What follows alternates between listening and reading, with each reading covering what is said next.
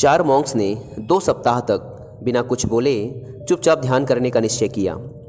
उन्होंने अपने इस अभ्यास के प्रतीक के रूप में एक मोमबत्ती जलाई, जो कि उन्हें हर वक्त यह याद दिलाती रहे कि उन्हें बिना कुछ बोले बस ध्यान करना है। इसके बाद उन मॉन्क्स ने ध्यान करना शुरू किया। पहले दिन की रात होते होते मोमबत्ती टिमटिमाई और फिर बुझ गई। यह देखते ही पहले मॉन्क ने कहा, अरे नहीं, यह मोमबत्ती तो बुझ गई।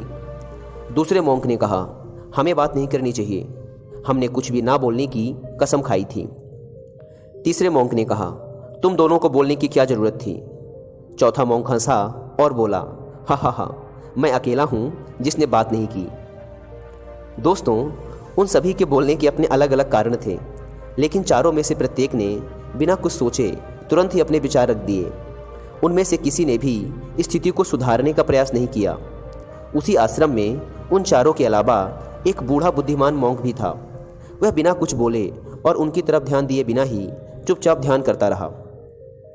इस तरह से उस बुद्धिमान मॉन्क ने बिना एक शब्द बोले उन चारों को ही उनकी गलती का एहसास करा दिया, जो कि वो चारों बोलकर भी नहीं कर पाए।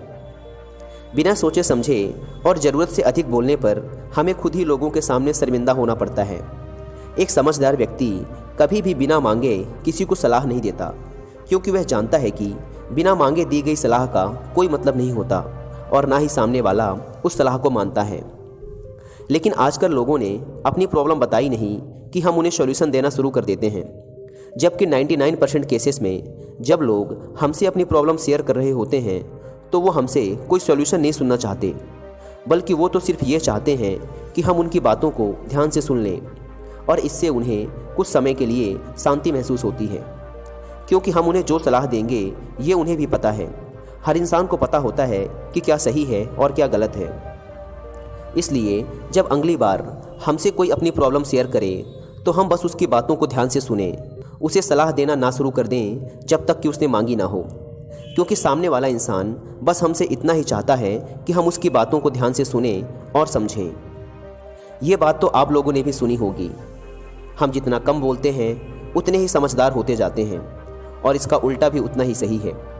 जो जितना बुद्धिमान होगा वह उतना ही कम बोलेगा।